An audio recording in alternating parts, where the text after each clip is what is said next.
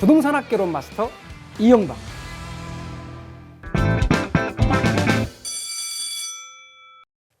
자, 다음은 거미집 모형에 대해서 살펴보도록 하겠습니다. 이 거미집 모형의 계산에 대한 이야기인데요. 첫 번째 문제입니다.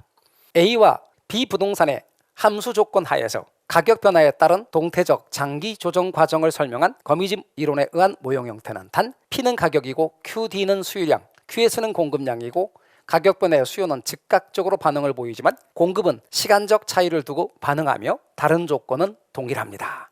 여러분, 함수가 이렇게 줘줬어요. P 함수로 A 부동산 시장에 P 함수인데 그냥 P만 있는 게 아니라 앞에 뭐가 붙어 있어요. 이렇게. 그리고 공급 함수. B 부동산 시장에서는 이렇게.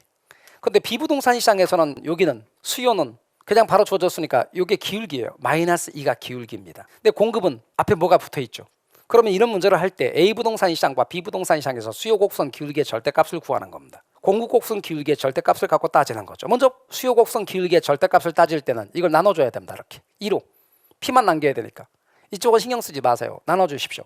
그러면 마이너스 2분의 1입니다. 마이너스 2분의 1에 절대값을 붙이면 그냥 2분의 1이죠. 여기는 3분의 4, 3으로 나눠줘야 되니까 3분의 4 절대값 붙이면 됩니다. 그러면 2분의 1과 3분의 4 중에 어느 게 더 크냐 이 말이죠. 이쪽이 더 큽니다. 그럼 탄력성은 기울기 절대값의 반대입니다. 그러니까 반대로 됩니다. 그럼 수요 곡선 탄력성이 더 크면 우리는 뭐라고 말하냐면 수탄수라고 읽으면 돼.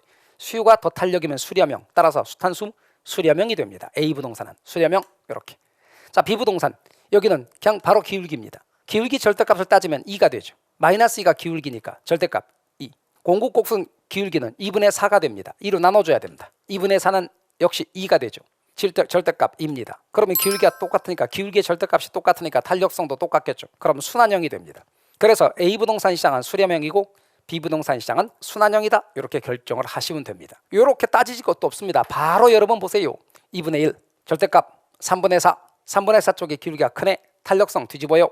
그러니까 수요 탄력성이 더 크므로 수탄수 탄력성과 기울기의 절대값은 반대니까 여기는 기울기의 절대값 2, 여기도 기울기 절대값 2 똑같기 때문에 순환형. 그래서 바로 답을 찾을 수가 있습니다.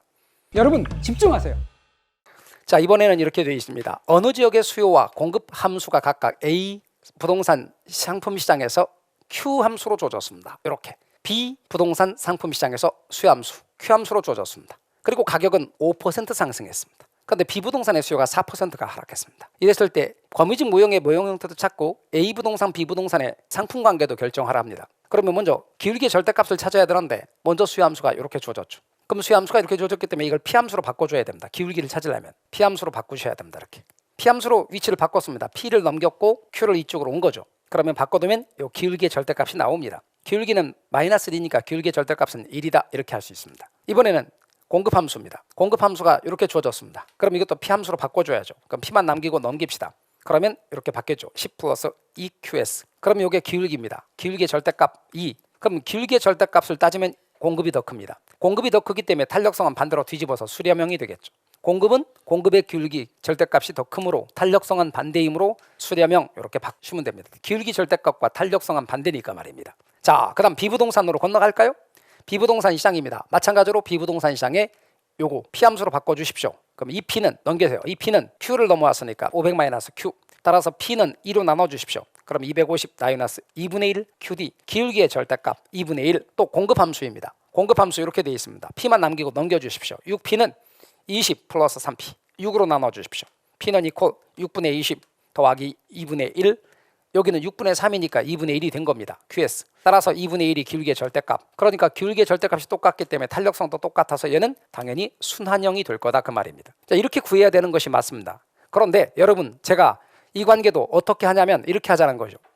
앞으로 여러분께서는 그냥 두십시오. 이거를 Q 함수로 할 때 문제를 풀어가는 요령입니다. 함수 두 개를 그냥 두세요. 그래놓고 마치 여기가 Q 함수로 될 땐 탄력성처럼 간주하세요. 여기 마이너스 1이 있잖아요. 여기가 P가 마이너스 1인 거예요. 그럼 탄력성이 1인 것처럼 보란 말이에요. 요거는 2분의 1인 것처럼 2로 나눠야 돼. Q만 남겨주고 2분의 1인 것처럼. 그럼 탄력성이 얘는 1이고 얘는 2분의 1이니까 당연히 1이 더 크니까 수탄수 수렴형이고 여기는 탄력성 값이 그냥 2라고 생각하세요. 나눠주면 여기도 2라고 생각하세요. 그럼 탄력성이 똑같으니까 얘는 순환형. 제 말 이해가 되시겠어요? 다시 바로 합니다. 자, 여러분 Q 함수일 때는 P 앞에 있는 걸 뭐로 봐라? 기울기가 아니라 탄력성처럼 봐라.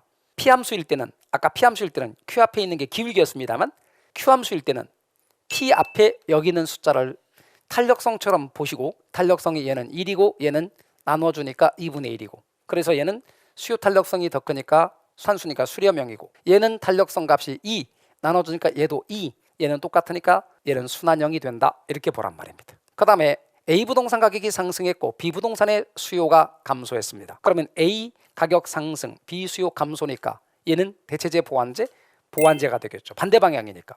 A 가격이 상승할 때 A 수요가 줄면서 B 수요가 늘면 대체제지만 B 수요가 줄었습니다. 보완제입니다. 그래서 보완제. 따라서 여러분 이렇게 답을 찾으면 됩니다. 자, 다시 한번요. 함수 Q 함수일 때는 전혀 신경 쓰지 말고 P 앞에 있는 숫자를 탄력성처럼 봐라. 탄력성이 1이고 얘는 2분의 1이다. 그러면 수요 탄력성이 크니까 우리는 수렴형으로 봐라. 그리고 B 부동산의 경우는 두 번째 경우는 보니까 탄력성이 2로서 둘이 똑같다. 그러니까 순환형으로 봐라. 그리고 A 가격 상승할 때 B 수요가 줄었으니 보완제다. 만약에 는다면 대체제가 되겠죠. 그러니 정답을 1번으로 체킹하면 됩니다. 이렇게 연습을 하십시오. 자, 앞으로 정리하면 이래요. P로 돼 있는 함수는 Q 앞에 있는 게 기울기입니다. Q로 돼 있는 함수는 P 앞에 있는 숫자가 탄력성처럼 보면 됩니다. 계산 문제 어렵지 않아요. 자, 이제 이렇게요. 문제가 이렇게 주어졌다 합시다. 자, P 함수입니다. 그러면 P 함수니까 Q 앞에 있는 게 기울기입니다. 그러면 얘는 기울기가 뭐가 됩니까? 절대값 1, 얘는 기울기 2. 따라서 여러분 그냥 따지면 됩니다. 자, 수요 곡선 기울기의 절대값 얘는 1, 얘는 2. 그러면 기울기 절대값 얘가 더 큽니다. 탄력성 반대로 얘가 더 크죠. 그러니까 얘는 수탄수, 당연히 수렴형이 되어야겠죠. 여기는 기울기 절대값 3, 여기 기울기의 절대값 2.